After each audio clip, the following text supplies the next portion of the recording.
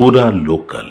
So Jubilee Hills ఉప ఎన్నికల నేపథ్యంలో మొత్తం అన్ని పార్టీలు కూడా ప్రచారాలు అనేవి చాలా జోరుగా కొనసాగిస్తున్నాయి. అందులో భాగంగానే బీఆర్ఎస్ పార్టీ కూడా ఇప్పటి వరకు సిట్టింగ్ స్థానంలో ఉండి ఇప్పుడు మరింత బలపరచుకోవడానికి చాలా మంచిగా వినూత్నంగా అయితే కనుక ప్రచారాలు కొనసాగిస్తున్నాయి. సో ప్రస్తుతం మనతో పాటు కొంతమంది బీఆర్ఎస్ నేతలు ఉన్నారు, వాళ్ళతో మాట్లాడే ప్రయత్నం చేద్దాం. ఏ విధంగా నడుస్తుంది గ్రౌండ్లో, ప్రజలు ఏ విధంగా స్పందిస్తున్నారంట? ఈరోజు ప్రజలు బీఆర్ఎస్ పార్టీకి బ్రహ్మరథం పడుతున్నారండి. ఎట్లాగంటే ఈ 22 నెలల్లో కాంగ్రెస్ ప్రభుత్వం పట్ల విసుగు చెంది బేజారు చెంది ఈ యొక్క కాంగ్రెస్ ప్రభుత్వానికి చెంపపెట్టుగా ఓడగొట్టి చెంపపెట్టుగా ఈ ఎలక్షన్ను చూడాలనే ఉద్దేశం మీద రేవంత్ రెడ్డి కళ్ళు తెరిపియాలనే ఉద్దేశం మీద ప్రజలు ఎదురు చూస్తున్నారు. ఖచ్చితంగా మాగంటి సునీత గారికి మంచి మెజార్టీ ఇచ్చి ఎన్నికల్లో గెలిపించడానికే ప్రజలు సిద్ధమై ఉన్నారని చెప్తున్నాం. ఏదైతే మాగంటి సునీత గారిని ఇప్పుడు అభ్యర్థిగా నిలబెట్టారో ఆమెకి ఇప్పటి వరకు కూడా అనుభవం లేదు. గోపీనాథ్ గారు చేసిన పనులు ఉన్నప్పటికీ కూడా ఆమెకు ఓటు వేయాలా లేదా అని చెప్పేసి కొంతమంది ఆలోచిస్తున్న తరుణంలో ఇటు ప్రతిపక్షాలు కూడా వాదిస్తున్నాయి అనమాట. ఇక్కడ ప్రభుత్వంలో కాంగ్రెస్ పార్టీ ఉంది కాబట్టి దాన్ని గెలిపిస్తేనే పనులు జరుగుతాయని చెప్పేసి ఇప్పుడున్నటువంటి కాంగ్రెస్ అభ్యర్థికి ఏం అనుభవం ఉందండి? ఇంతకుముందుకి ఏమైనా ప్రజాప్రతినిధిగా పనిచేసిన అనుభవం ఉందా? కనీసం ఒక డివిజన్ కార్పొరేటర్గా పనిచేసినటువంటి అనుభవం ఉందా?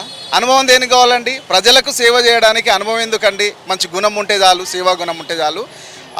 ఆ గుణం అనేది మాగంటి గోపీనాథ్ గారు సునీత గారికి వారసత్వంగా పుచ్చుకున్నారు వాళ్ళ పిల్లలు. కానీ ఖచ్చితంగా వాళ్ళు అనుభవం లేకున్నా సరే కానీ ఈరోజు వీళ్ళందరూ కూడా మా కేసీఆర్ గారు వెన్నుదండుగా ఉన్నారు, మా బీఆర్ఎస్ సైనికులందరూ కూడా ఉన్నారు. ఆమె వెన్నంటూ ఉండి ఆమెకు అండదండగా ఉండడానికి మా గులాబీ దళం అనేది అండదండలుగా ఉందని చెప్తాను. ఇప్పుడు మైనారిటీల ఓట్ల షేర్ కూడా ఇక్కడ ఎక్కువగా ఉంది జూబ్లీహిల్స్లో. దాని ఓట్ల షేర్ అనేది బీఆర్ఎస్కి ఏ విధంగా పొందుతుందంటారు? ఖచ్చితంగా ఈరోజు కేసీఆర్ ప్రభుత్వంలో మైనార్టీలు ఏ విధంగా లబ్ధి పొందిరో తెలంగాణ మొత్తం కూడా చూస్తూ ఉంది, మైనార్టీ సోదరులు కూడా చూస్తూ ఉన్నారు.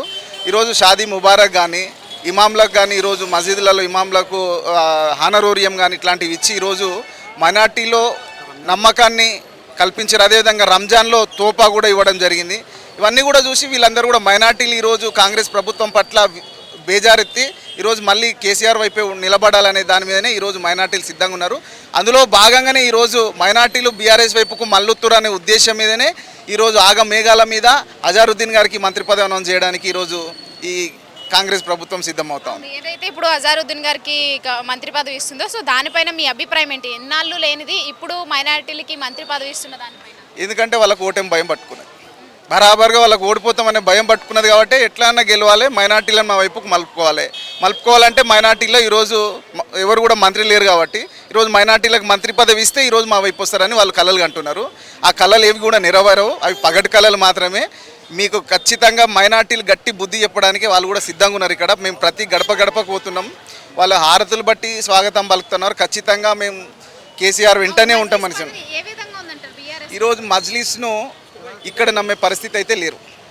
మజ్లిస్ను ఈ ఏరియాలో ఉన్నటువంటి జూబ్లీహిల్స్ ఏరియాలో ఎవరు నమ్మే పరిస్థితి అయితే లేరు. మజ్లిస్ ఈరోజు అసదుద్దీన్ ఓవైసీ కానీ వాళ్ళ పార్టీ మొత్తం ఇక్కడ మోహరించి ఈరోజు కాంగ్రెస్ పార్టీకి సపోర్ట్ చేసినా కూడా గెలిచేంత సీన్ అయితే వాళ్ళకి ఇక్కడైతే లేదు. ఈరోజు ఇంకొకటండి, వాళ్ళు ఈరోజు ఏ ఎలక్షన్ వచ్చినా కూడా దేశంలో ఏ ఎలక్షన్ వచ్చినా సరే ఎంఐఎం అభ్యర్థిని పెడతారు. ఇక్కడ ఎందుకు పెడతలేరండి? ఈరోజు ఎందుకు పెడతలేరు? ఈరోజు కాంగ్రెస్ పార్టీకి వీళ్ళు మిలాఖత్ అయ్యారు.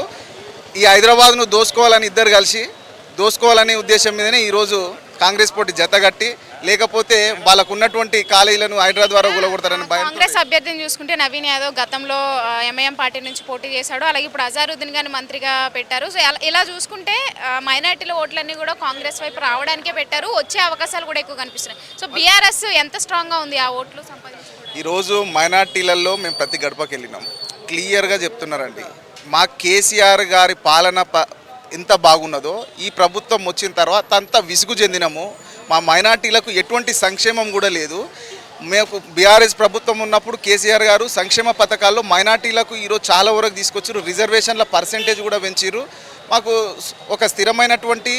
ఒక సుస్థిరమైనటువంటి మంచి పాలన అందించినటువంటి కేసీఆర్ గారు వెంటనే ఉండాలనేది వీళ్ళందరూ కూడా డిసైడ్ అయి ఉన్నారు. అది ఏంటని రేపు ఎన్నికల్లో కనిపిస్తుంది.